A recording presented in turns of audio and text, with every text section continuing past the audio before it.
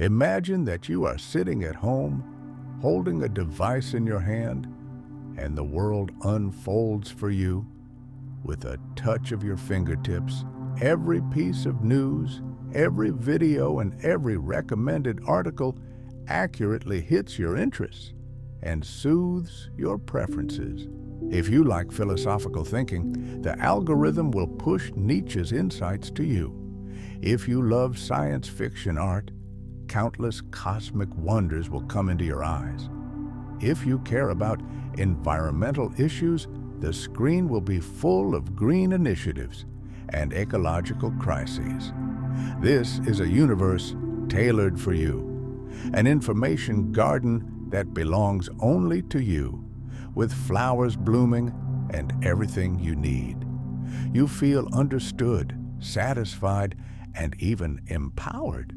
You freely shuttle between the information streams of your choice, believing that you are acquiring knowledge and broadening your horizons at an unprecedented speed.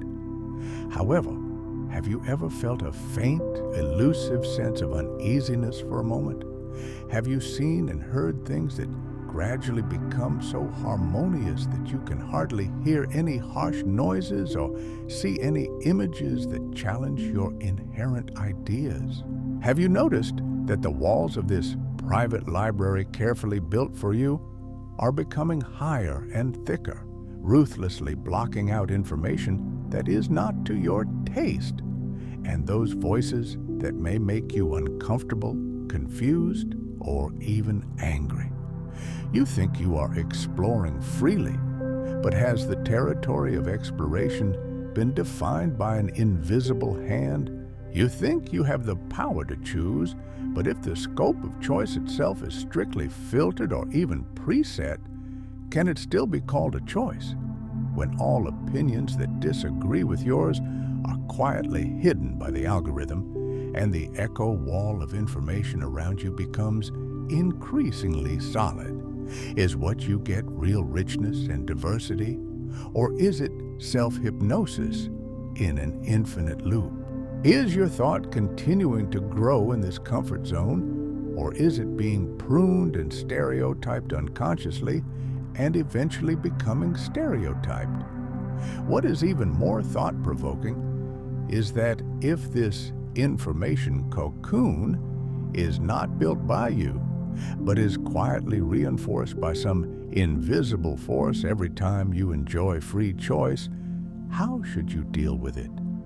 Is the personalized experience you indulge in a bridge to the truth or a gilded cage? Is what you think of as free thinking just a mental stroll along a preset track?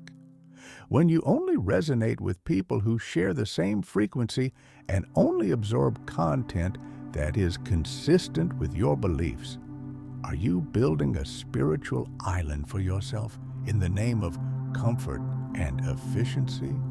Have you ever asked yourself, how much of the truth I believe in is truly obtained through independent verification, and how much is just the customized echo carefully fed to me by the algorithm? How is this passive comfort quietly eroding your ability to think independently and weakening your courage to embrace complexity and uncertainty? Is the self you think of and the position you hold fast to just like a tamed wild horse under the reins of freedom, running step by step towards a preset destination? A horrifying paradox lies before you. You think you are breaking free from constraints and embracing diversity, but the freedom you are intoxicated with may be the most hidden and imperceptible imprisonment. When you realize this, you will find that the real battle has just begun. Do you dare to face this truth? Are you ready to expose this lie you believe in? Because what we are going to discuss next will subvert your entire understanding of freedom. What you think is freedom may actually be the most hidden imprisonment.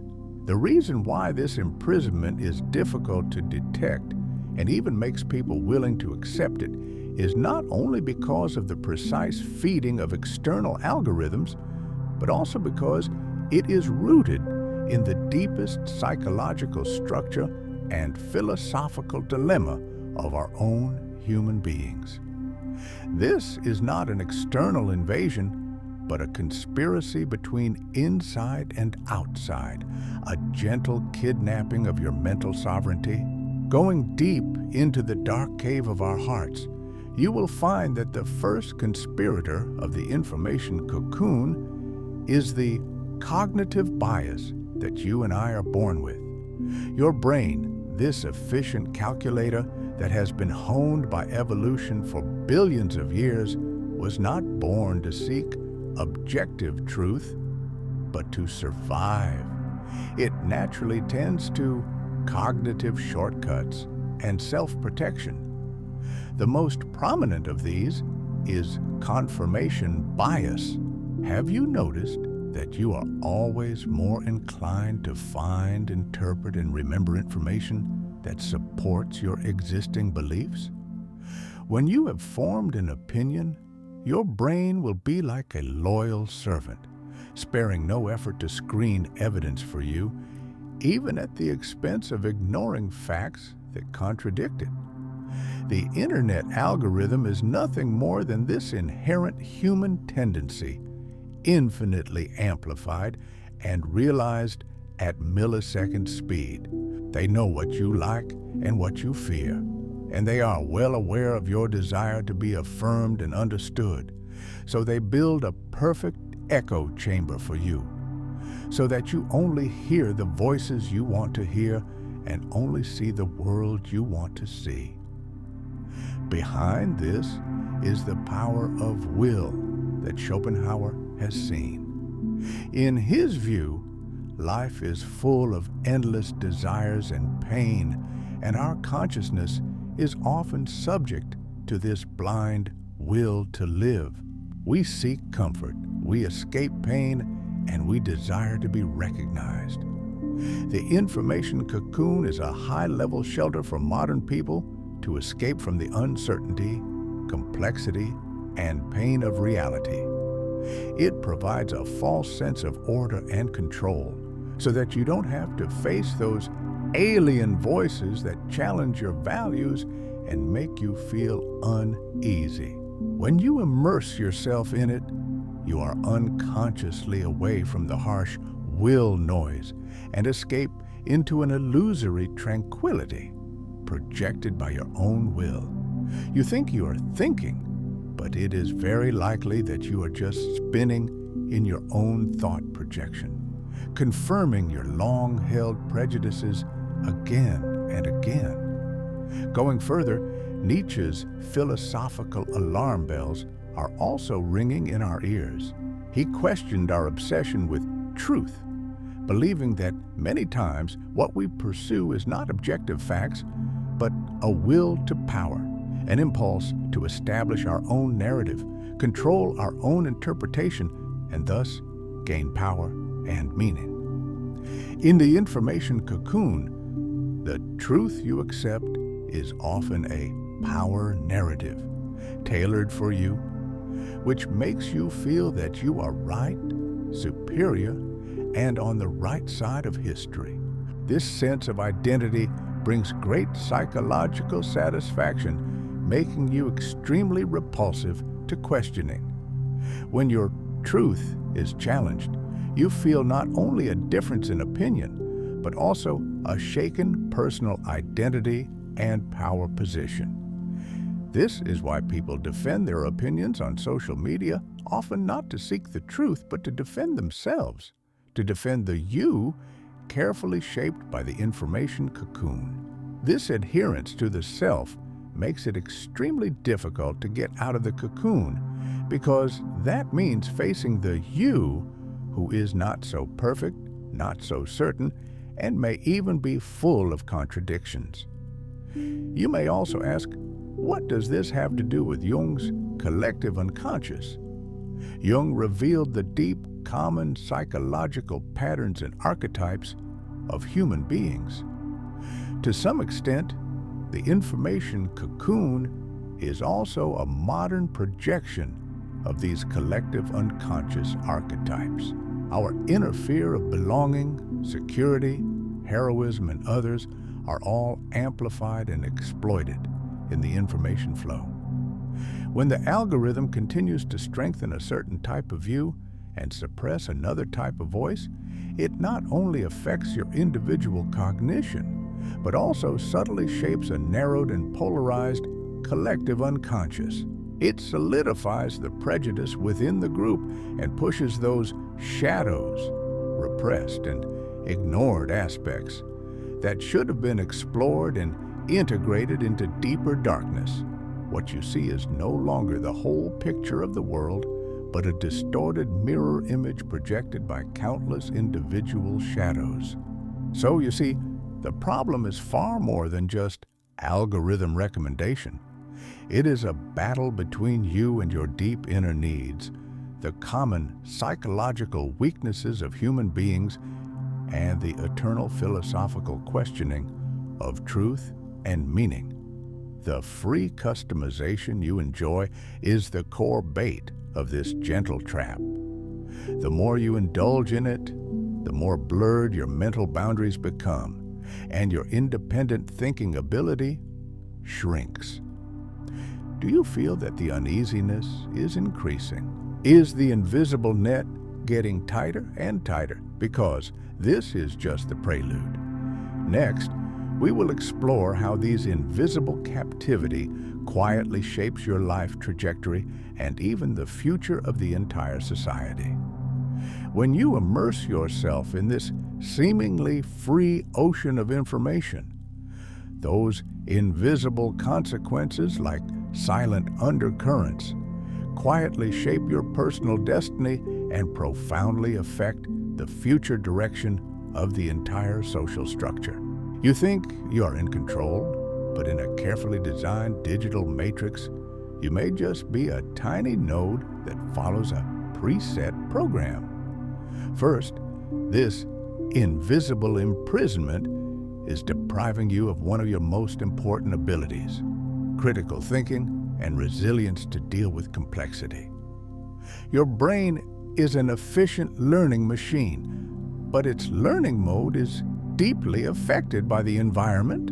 When it is accustomed to only receiving information that has been screened and meets expectations, it will gradually lose the muscle memory to deal with heterogeneous information, analyze contradictions, and even question its own beliefs.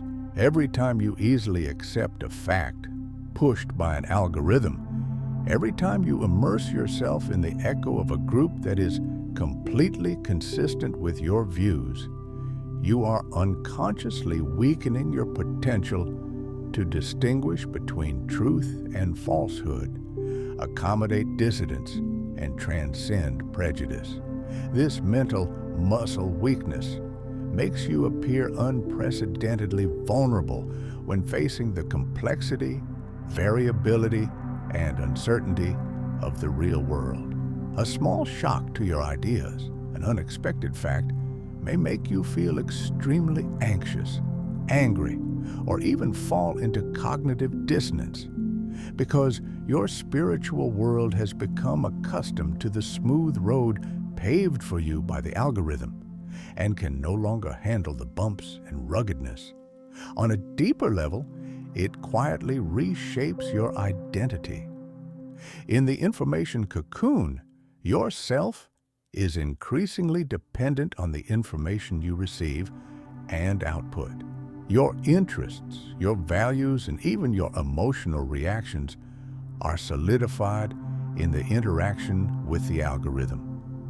Have you found that when you communicate with people, your views are becoming more and more extreme and more difficult to compromise? This is not because you are born this way, but because your information environment encourages you to become a pure and labeled individual. The algorithm rewards you for your clear position and strong emotions because these can bring higher interaction rates. Over time, Your inner complexity, contradictions, and the multifaceted nature of human nature have been suppressed. You are no longer you. You are more like a user portrait, accurately portrayed by the algorithm model, a personality that conforms to a specific label. Although this labeled identity brings a sense of belonging and identity in a specific circle, it also disconnects you from the broader human experience and makes you lose the courage to transcend and renew yourself. For the whole society, this consequence is even more disastrous. When every individual is deeply trapped in his own information cocoon, and when the barriers between different cocoons are strict, the consensus mechanism of society will completely collapse. Have you found that it is becoming increasingly difficult for people to have effective dialogues? What one party considers to be self-evident truth is an absurd lie in the eyes of the other party. This differentiation at the information level is leading to an intensification of social divisions and a collapse of trust. Political polarization, group confrontation, and rumors are rampant, which are all direct products of information cocoons. When people live in parallel realities, when facts no longer have a common basis, rational communication becomes impossible, and social cooperation is also difficult. You think technology has brought people closer together, but in a sense, it has pushed humans to unprecedented isolation and alienation. This alienation may eventually lead to a fragmented society, a society full of misunderstandings and prejudices that cannot effectively respond to common challenges. This is not alarmist. Think about how cognitive biases in history have affected human progress, from group blind obedience to irrational fanaticism to disasters caused by exclusive thinking. Today, we are facing a cognitive bias system that is infinitely amplified and accelerated by artificial intelligence. It is invisible, but powerful. It quietly shapes your thoughts and changes your behavior patterns through seemingly harmless, personalized recommendations, and ultimately determines the future direction of you and society. Do you feel that sense of powerlessness? That fear of being manipulated? Don't worry. This is the beginning of awakening, because only when you really see this invisible wall clearly can you find a way to break through it. Next, we will explore how to break this digital cage reinforced by your own hands and regain the sovereignty of your mind. However, the clarion call for awakening has already sounded. When you start to feel uneasy, when you realize that you may be trapped in an invisible cage, this is a signal that your mind is beginning to rebel. Breaking through this invisible wall woven by data and prejudice is not easy, because it means fighting against your own deep-rooted inertia and challenging the comfort zone that your brain has long been accustomed to. But it is not impossible. It requires a redefinition of freedom and a brave recapture of mental sovereignty. The first and most fundamental step is to be consciously aware. You must be like a well-trained detective, constantly examining your sources of information and questioning your immediate reactions. Every time you click on a link, every time you like a comment, ask yourself, is this my active choice, or is it the result of being recommended by the algorithm? Are the emotions I feel at this moment real emotions, or are they stimulated by carefully designed content? This is similar to Socrates' know yourself, and is also what Buddhists call contemplation, examining your thoughts and emotions like a bystander without judging, just observing. Only when you can identify the bait of the algorithm and your own bias can you avoid being led by them. This is a painful process because you may find that the beliefs you thought were indestructible will become shaky under scrutiny. But this is the beginning of mental growth. Secondly, you need to conduct a thorough information detachment and deliberate diversification. Since the logic of the algorithm is to cater to your preferences, you must do the opposite.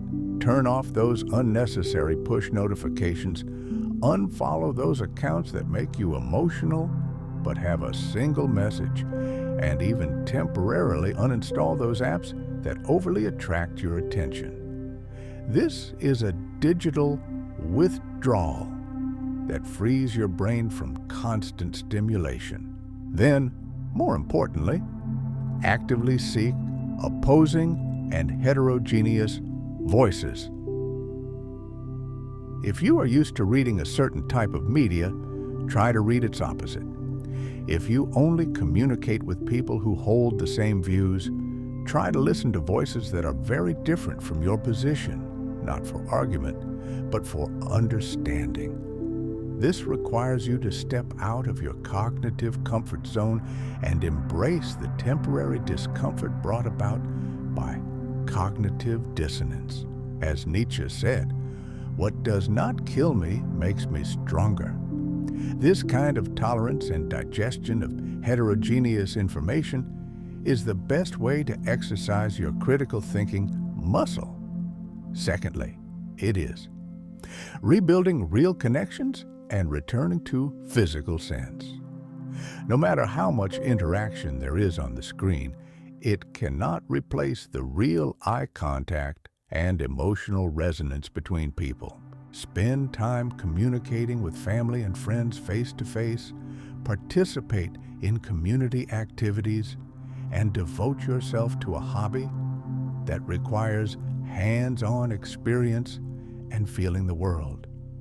When you reproject your attention from the virtual world to the real world, you will find that your perception becomes sharper, your emotions become more stable, and your sense of existence becomes more fulfilling. This is an attempt to return to the true state of existentialism in the concrete and micro daily life. Construct meaning through actions and experiences rather than passively receiving and digesting in the digital torrent. The sensory experience of the body is the best weapon against the abstract information flow. The last and most difficult but most important step is to embrace uncertainty and complexity. The information cocoon is attractive because it provides a simplified, certain, and predictable world. But the real world is not like that. Recognizing that there is no absolute truth, that every event may have multiple interpretations, and that human experience is multidimensional and full of contradictions is a kind of liberation in itself. You no longer need to cling to any single narrative, and your mind becomes more open and flexible. This openness allows you to better adapt to changes and allows you to more deeply understand the plight and choices of others. This is a mind open to the non-self, a growth beyond egocentrism. This fight for the sovereignty of the mind is not a one-time thing, but a long-lasting, self-renewing practice. It requires your continuous self-discipline, courage, and reflection. You may feel lonely because you are no longer the user who is easily labeled and categorized. You have become a more complex and difficult to define individual. But it is this difficulty to define that gives you true freedom.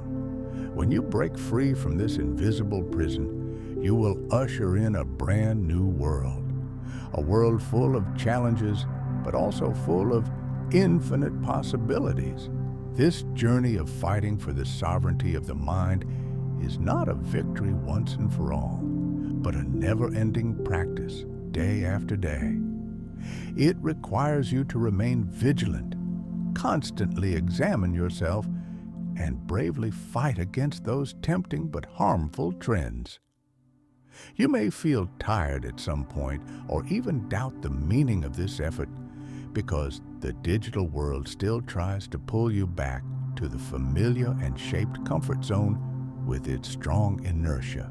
But remember, every tiny choice you make, every time you actively seek dissenting opinions, every time you resist the urge to follow blindly, every time you choose real rather than virtual connections, is casting a crucial vote for your future self and for the future society. This vote determines whether you can truly have a destiny that is shaped by yourself rather than predetermined by algorithms. It also determines whether our common future will move towards deeper divisions and alienation, or towards a more resilient and empathetic collective consciousness. When you can think freely without being bound by algorithms, being swept up by the enthusiasm of the group, or being defined by stereotyped labels, you have truly arrived at the spiritual territory that you have opened up yourself. There, you are no longer a passive data point in the digital matrix, but a complete individual with independent will, the ability to think deeply, and the courage to question everything.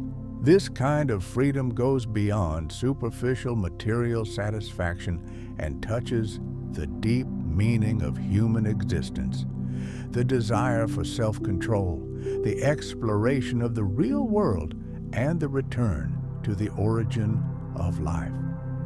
This is not just about your personal liberation. When more and more people wake up, begin to realize and resist this invisible prison, and when our collective mind awakens from the hypnosis of algorithms, we will have the opportunity to rebuild the torn social consensus, regain the ability to have rational dialogues, and jointly deal with the great challenges that truly concern the fate of mankind.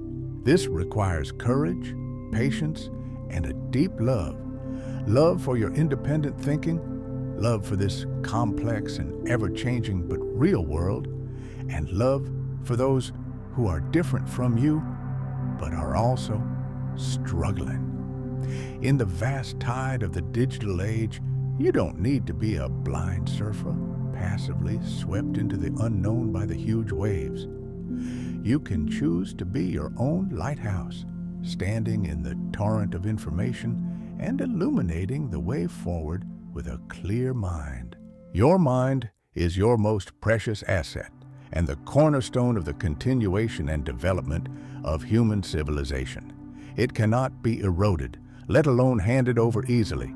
So, keep moving forward, keep thinking, question bravely, connect deeply, and never stop exploring.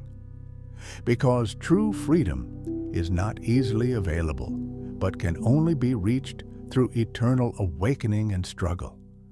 And you have the power to choose. Choose to be a sober individual, not a manipulated node. Choose to build a more real and humane future.